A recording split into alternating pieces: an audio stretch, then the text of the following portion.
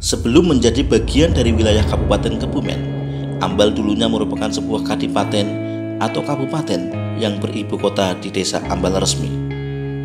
Ambal dihapus sebagai kabupaten pada tahun 1872. Seperti pandemi COVID-19 saat ini, pasca penghapusan, Ambal diserang pagebluk.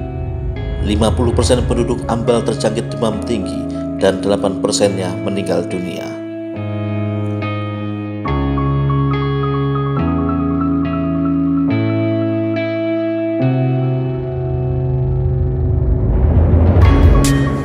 Bersama Historical Study Trips, pada edisi kali ini kita akan menelusuri jejak kisah dan sejarah di bekas Kabupaten Ambal. Berikut videonya.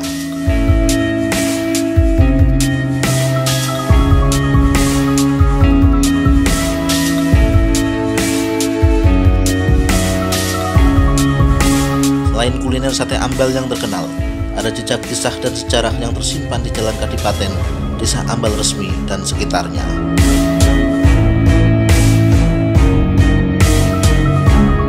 Ambal dalam pusaran kekuasaan.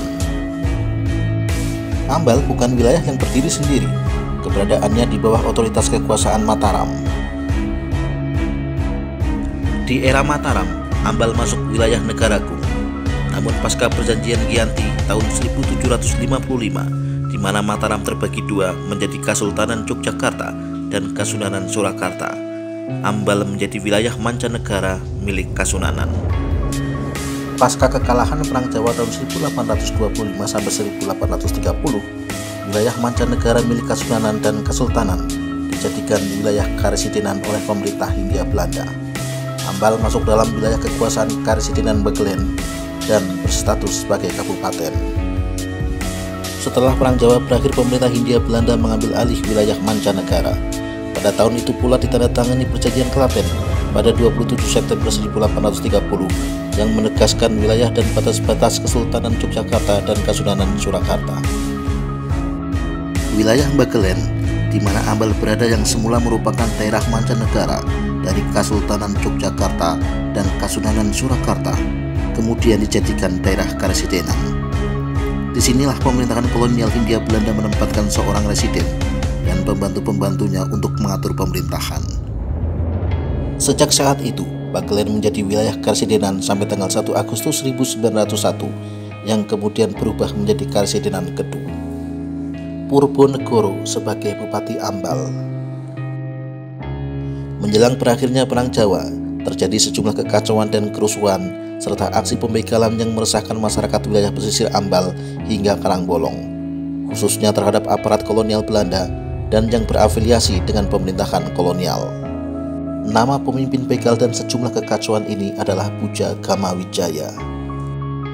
Menurut Tirto Wenang Kolopaking dalam bukunya Sejarah Silsilah Wiraseba, nama tersebut merujuk pada senopati dari Kolopaking IV yang telah gugur dalam perang tanding dengan Arum Bintang IV dan pasukan Belanda. Ada dua senopati yang masih memberikan perlawanan karena tidak mengetahui gencatan senjata dan perjanjian damai selepas Kolopaking IV gugur, yaitu Jamenggala dan Puja Gama Wijaya.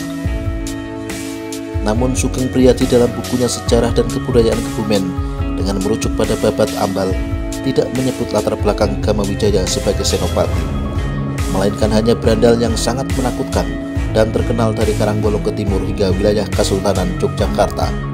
Bahkan para pencuri, perampok, pengutil menyerahkan hulu bekti kepada Gama Wijaya. Akan tetapi kedua sumber literatur menyepakati bahwa kekacauan dan pembegalan tersebut berhasil dipadamkan oleh seorang tokoh bernama Mas Medi atau Raden Ngabei Mangun Prawiro yang bekerja sebagai kolektor di Panjer yang kelak bergelar Kanjeng Raden Tumenggung Purbo-Negoro. Pemerintah kolonial Belanda mengadakan sayembara untuk menangkap Gama Wijaya. Untuk menumpas begal Gama Wijaya, pemerintah kolonial Hindia Belanda mengadakan sayembara yang isinya barang siapa yang mampu menangkap Gama Wijaya akan mendapat hadiah besar. Namun tidak ada yang berani mengikuti sayembara itu. Sebagai seorang pemberani, Mas Medi alias Mangun Prawiro pun berniat mengikuti sayembara. Mas Medi yang merupakan putra dari Selir Hamengkubuwono III bekerja sama dengan lurah desa Sijeruk bernama Wargantaka yang memiliki putra bernama Andaka.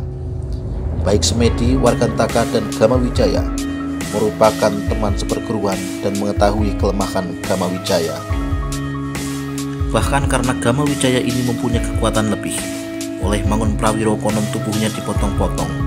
Kemudian bagian tubuh itu ditanam di pasar bocor Purus pesantren dan di seputar alun-alun Panjer. Dari keberhasilannya membunuh Gamawijaya dan memenangkan sayembara, maka Mangun Prawiro mendapat hadiah sebagai adipati di Kadipaten Ambal dan mendapat gelar Kanjeng Raden Temenggung Purbanegara. Kehidupan sosial ekonomi Ambal di masa Bupati Purbanegara. Pada masa pemerintahan Adipati Purbanegara, Ambal menjadi tempat penyedia garam. Gedung SMK Negeri 1 Ambal dan sebagian SMP Negeri 1 Ambal yang luasnya 4.000 meter dulunya adalah lokasi gudang penyimpanan garam. Pada masa itu, Ambal juga menjalin kerjasama dagang dengan Banjarnegara dan Wonosobo, khususnya terkait dengan nira, teh, dan kayu manis. Akhir Purbanegara, akhir Ambal. Kadipaten Ambal mulai berakhir kala Bupati Purbanegara meninggal dunia pada tanggal 7 Maret 1871 hingga benar-benar berakhir pada tahun 1872 dengan dibaginya wilayah Bagelen menjadi 3, yakni Kabupaten Kutuarjo yang sekarang menjadi Kecamatan Kutuarjo, Kabupaten Kebumen, dan Kabupaten Karanganyar yang sekarang menjadi Kecamatan Karanganyar. Sesuai dengan perjanjian, Purbanegara menjadi Adipati Ambal hanya 1 periode.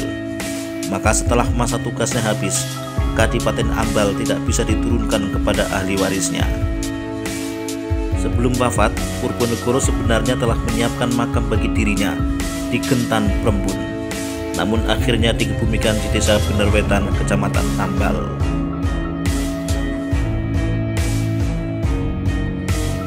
Situasi kesehatan masyarakat Ambal pasca penghapusan kabupaten. Sebuah keterangan menarik didapatkan dari surat kabar berbahasa Belanda yang terbit pada 27 Februari 1884, memberitakan terkait wabah yang tidak disebutkan secara detail nama penyakitnya melanda Kabupaten Kebumen dan Kabupaten Karanganyar. Dalam surat kabar itu menyebutkan setidaknya 50% penduduk distrik Ambal yang sudah masuk wilayah Kebumen terserang demam tinggi. Mereka sangat menderita, bahkan 8%-nya meninggal dunia. Penduduk yang terserang wabah berobat di sebuah rumah sakit percobaan di Ambal. Dalam sebuah laporan berbahasa Belanda, rumah sakit percobaan di Ambal ditinggalkan oleh semua penderita karena ketakutan setelah 2 dari mereka meninggal di sana. Jejak artefak kebudayaan Ambal. Sisa-sisa berdirinya Kadipaten Ambal masih ada di desa Ambal resmi, mulai dari rumah Adipati Ambal yang luas lahannya sekitar 2 hektar, bekas rumah Kawedanan, Masjid Kauman Ambal, hingga makam Purbanegara di Desa Benerwetan.